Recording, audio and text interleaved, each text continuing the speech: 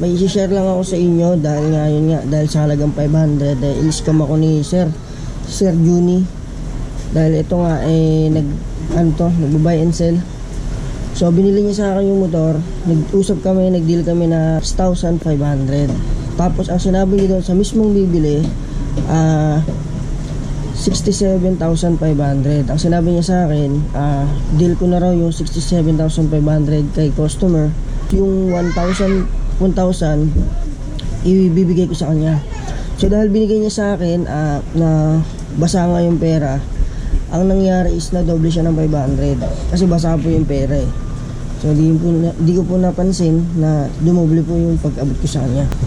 Pagbilang ko ng pera is kulang nga po ng 500. Ay dapat yung hawak ko is 66,500. Kasama yung sa GCash na 10,000 na sinend nila sa akin. Kasi ang inabot nila sa akin cash is 57,500 plus yung 10,000 galing sa GCash na tinransfer sa akin ng mismong bibili ng motor.